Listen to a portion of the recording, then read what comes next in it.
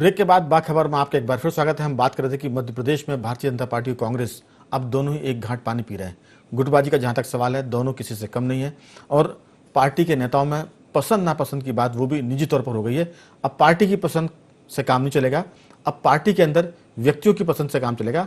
जिसको कोई पसंद कर रहा है वही बनेगा, भले ही उसमें काबिलियत ना हो। ये बहुत सारी बातें, 3 मेहमान हमारे साथ जुड़े हुए हैं, जयराम शुक्ल जी, योगीराज योगेश जी, गौरव चतुर्वेदी जी और आशीष दुबे जी भी टेलीफोन पर जुड़ेंगे। उसके पहले मैं गौरव जी आपसे पूछूंगा कि बीजेपी के भीतर संगठन में हम कुशवाहा ठाकरे से लेकर अभी तक की बात करते हैं तो हमने कभी ऐसा नहीं देखा कि आपसी बातचीत के पहले कोई निर्णय कर लिया जाए। लोग छोटे बड़े निर्णय आपस में बातचीत करते थे और उसके बाद जो बातचीत में तय होता था उसका सब समर्थन करते थे। जिलाध्यक्ष बदले गए 24, लेकिन खबर आई कि ग्वालियर में जो जिलाध्यक्ष बदला गया, नरेंद्र सिंह तोमर को नहीं पूछा गया। इंदौर में गौरव रणदेव बनाए गए, सुमित्रा महाजन और कैलाश विजयवर्गीय से बातचीत नहीं हुई। भोपाल की बात करें तो सूची दिखाई गई मुख्यमंत्री को तय करने के बाद। तो ये जो मामले हैं, हमने 24 जिलाध्यक्षों में से 3 हांडी के चावल के रूप में टेस्ट किए। ये जो मामला बताता है कि कहीं ना कहीं अब लोग पार्टी लाइन में खुद को ज्यादा बड़ा समझ रहे हैं और पार्टी को छोटा मान रहे हैं, लीडर को छोटा मान रहे हैं। आपकी राय? देखिए, जब से मध्य प्रदेश में भारतीय जनता पार्टी की सरकार बनी थी तब से भारतीय जनता पार्टी में एक निर्णय लेने की प्रक्रिया बड़ी अलग तरीके की हो गई। मुख्यमंत्री, संगठन मंत्री और प्रदेश अध्यक्ष आपस में बैठकर निर्णय ले लेते हैं। और जो शुरुआती दौर में हम अगर माने कि पिछले 5 साल, 2 साल, 3 साल पहले तक की भी अगर हम प्रक्रिया को देखें, तब क्षेत्र के जो बड़े दिग्गज नेता या प्रदेश के जो बड़े दिग्गज नेता थे उनकी राय ली जाती थी और उनकी राय को मान्य करते हुए उनके आधार पर निर्णय लिए जाते थे। इस बार जो घटनाक्रम घटित हुआ है सरकार बनने के बाद से, वो पूरी पार्टी में सत्ता को अपनी राह चलते हुए बता रहा है और संगठन को अपनी राह चलते हुए बता रहा है। और ये गौरव जी, क्या ये राजनेताओं के अनुभव की कमी है या उनमें वो माने दृष्टि नहीं है कि पार्टी को या संगठन को कैसे हम साथ लेकर चलें? कहीं ना कहीं काबिलियत पर शक होता है क्या? जिस प्रक्रिया के आधार पर संगठन को चलाया जाता था, वो प्रक्रिया का अभाव आज संगठन में देखने को मिल रहा है। पहले संगठन में संवाद होता था, सर्वानुमति होती थी, समन्वय बनाया जाता था, संतुलन बनाया जाता था। इन 4 चीजों का अब अभाव नजर आ रहा है और जिस तरीके से जो निर्णय पार्टी में लिए जा रहे हैं या सत्ता में जिस तरीके से निर्णय लिए जा रहे हैं, उसके कारण भारतीय जनता पार्टी के कार्यकर्ता हताश। कांग्रेस में जो दुर्गुण थे संगठन में, वैसे दुर्गुण अब भाजपा के संगठन में दिख रहे हैं और वैसे ही दुर्गुण अब भाजपा की सरकार में भी दिख रहे हैं, जो जिनके लिए कभी कांग्रेस की आलोचना होती थी।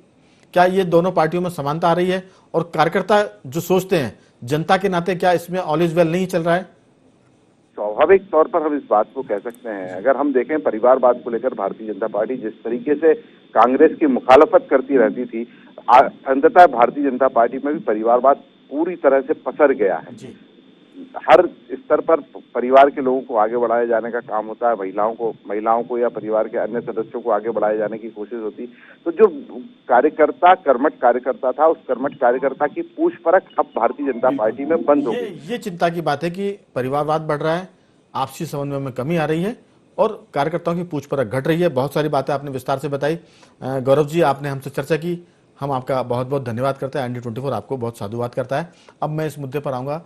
जयराम शुक्ल जी, जो बात गौरव चतुर्वेदी जी ने कही है कि बीजेपी के भीतर समन्वय की कमी है, समन्वय की कमी के चलते बीजेपी में वो सब दुर्गुण दिख रहे हैं जो कभी कांग्रेस, जिन मुद्दों पर कांग्रेस की आलोचना हुआ करती थी। क्या ये दुर्गुण नियंत्रित किए जा सकते हैं? आपकी राय? और अगर नहीं किए गए तो फिर संगठन और सरकार किस दशा में जाने वाली है? आपका सोच क्या है इस पर?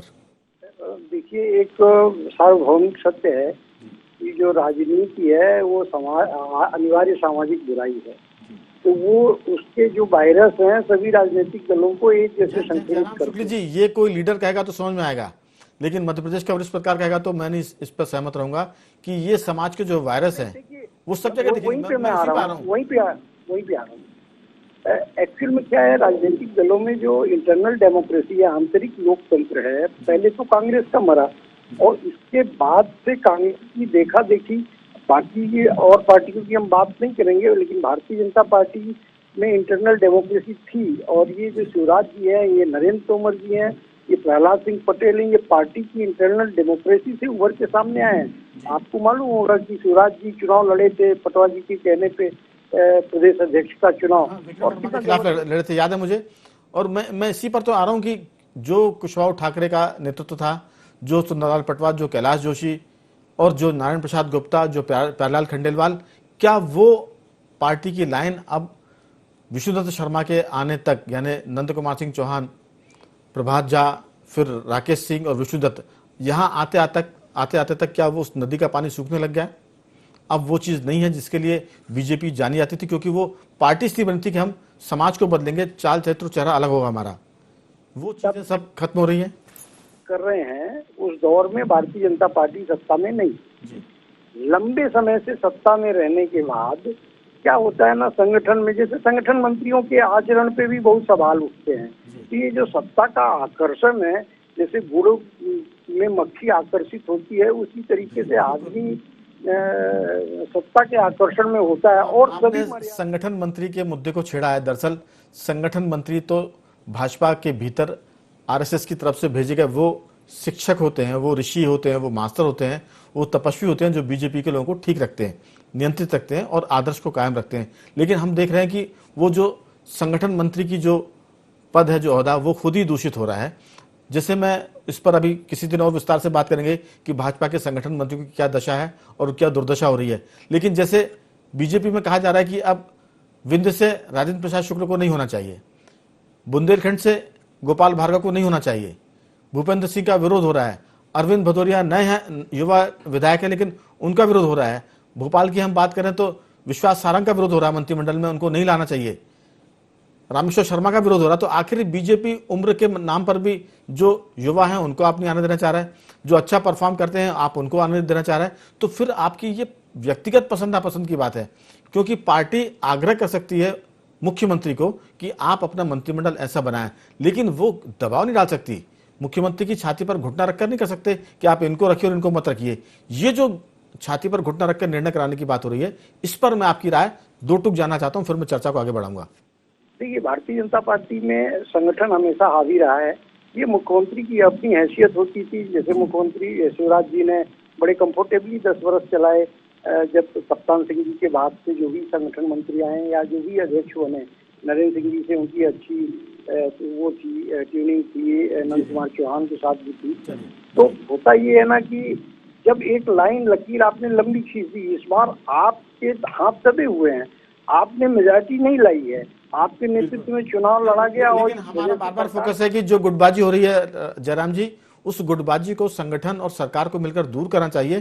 तो जिनको दूर करने का जिम्मा सौंपा है वही दोनों मिलकर संगठन में गुटबाजी बढ़ा रहे हैं, वही सरकार को दिक्कत पैदा कर रहे हैं। मैं लौटता हूं आपके पास। हमारे साथ आशीष दुबे भी जुड़ गए हैं, वरिष्ठ पत्रकार। आशीष जी, आपका बहुत बहुत स्वागत है। आपसे देर में संपर्क हो पाया, लेकिन बहुत जल्दी और संक्षेप में जानना चाहेंगे कि जो कांग्रेस की गुटबाजी थी वो कांग्रेस को बदनाम करती रही है, लेकिन अब वही गुटबाजी भाजपा के भीतर भी है। इसी के चलते संगठन में विवाद हो रहा है और सरकार में मंत्रिमंडल विस्तार को लेकर बार बार तारीखें आ रही हैं और वो टल रहा है। आपकी राय? नहीं, सही बात है ये कि जो भी सत्ता के साथ जुड़ती हुई, जो लंबी सत्ता के साथ जुड़ती हुई जो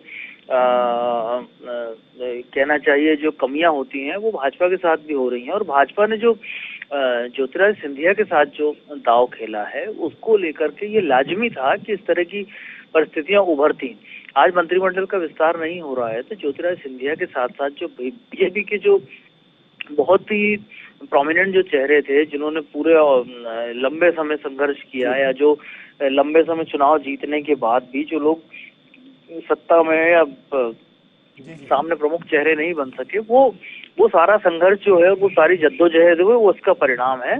और मध्य प्रदेश में भाजपा का एक नया चेहरा है, एक नया कलेवर जो हम देख रहे हैं। ये सारी चीजें जो है कि जैसे ज्योतिरादित्य सिंधिया 10 से 11 सीटें चाहते हैं वो मंत्रिमंडल में 10 से 11। चूंकि समय खत्म हो रहा है, यहाँ ज्योतिरादित्य सिंधिया को लेकर कोई विवाद नहीं है। उनके जो लीडर है वो मंत्री बनेंगे। विवाद इस बात को लेकर है कि विद्या से राजेंद्र शुक्ल नहीं होना चाहिए, भोपाल से विश्वास सारंग नहीं होना चाहिए। तो ये जो व्यक्ति को लेकर निजी पसंद नापसंद, ये असल में मुख्यमंत्री का मैटर है, ये मुख्यमंत्री का सब्जेक्ट है जिसको दूसरे लोग हल करना चाह रहा है। विवाद यहाँ चूंकि अब वक्त खत्म हो रहा है, मैं इस मुद्दे पर हम आपसे किसी और दिन विस्तार से बातचीत करेंगे। अभी आपसे संपर्क देर से हो पाया टेलीफोन पर। आशीष जी, मुझे माफी के साथ आपको यहीं रोकना पड़ेगा। आपका बहुत बहुत धन्यवाद। योगीराज जी, आपको भी मुझे यही धन्यवाद करना पड़ेगा, आपने चर्चा में हिस्सा लिया। और जयराम शुक्ल जी, आपका भी बहुत बहुत धन्यवाद। इस पूरे मामले में बीजेपी मुश्किल दौर में है, संगठन और सरकार के बीच टकराहट हो रही है। और सबसे खास बात है कि जो सफल और असफल लोग हैं वो अपना रुतबा कायम करना चाहते हैं। इस पूरे मामले में देखते हैं कि संगठन में कौन बैकफुट पर जाता है, सरकार में कौन बैकफुट पर जाता है और गुटबाजी कहां तक परवान चढ़ती है। बाखबर के इस रंग को समेटते हैं और आते हैं बाखबर के अंतिम रंग की तरफ। आज हम आपसे बात करेंगे चीनी ऐप को प्रतिबंधित करने के बारे में। दरअसल कल से हल्ला मचा हुआ, परसों से पूरे देश में कि चीनी जो ऐप्स हैं मोबाइल पर उनको प्रतिबंधित कर दिया गया है। इसमें एक टिकटॉक नाम का जो ऐप है उसको लेकर भी बहुत चर्चा है, लेकिन आपको बता दें कि टिकटॉक को बैन करने से उसमें काम करने वाले 2000 कर्मचारियों की नौकरी खतरे में आ गई है। हालांकि उनको लेकर आगे क्या फैसला होगा अभी तक उसकी कोई सूचना नहीं मिली है, लेकिन नौकरी उनकी खतरे में जरूर है। लेकिन भारत में टिकटॉक के करीब 20 करोड़ यूजर्स थे, जिससे चीनी कंपनी को भारी नुकसान झेलना पड़ेगा। वहीं कमाई करने वाले टिकटॉक के प्रतिद्वंदी एक तरह के नए ऐप को जो देसी स्टार्स हैं वो मूव कर रहे हैं। आपको बता दें कि देसी ऐप में रोपोसो और चिंगारी नाम के यूजर्स बढ़ रहे हैं। ये रोपोसो और चिंगारी ऐप का नाम है और इसके उपयोग करने वाले बढ़ रहे हैं। कुछ बड़े ब्रांड अब देशी ऐप को स्पॉन्सर करने की तैयारी में भी है। इनमें 5 ऐसे बड़े ब्रांड्स हैं। इनका रोपोसो से 2 ब्रांड ने चिंगारी से डील करने को लेकर बातचीत की है। इन ब्रांड्स का टिकटॉक स्टार्स के साथ भी एक तरह से डील हुआ था, जो कि अन्य प्लेटफॉर्म के जरिए स्पॉन्सर करेगी, यानी उनको एक तरह से सहयोग करेगी संचालन करने में। रोपोसो को टिकटॉक का बड़ा प्रतिद्वंदी माना जाता है, तो कह सकते हैं कि आने वाले दिनों में टिकटॉक के बदले भारतीय देशी ऐप है वो जगह बनाएंगे और भारतीय लोग उनको बड़े पैमाने पर स्वीकार भी करेंगे, समर्थन भी करेंगे। तो बाखबर के संग को समेटते हैं। कल किसी और दिन आपसे किसी और मुद्दे पर बात करेंगे। तब तक बने रहिए हमारे साथ और देखते रहिए IND24।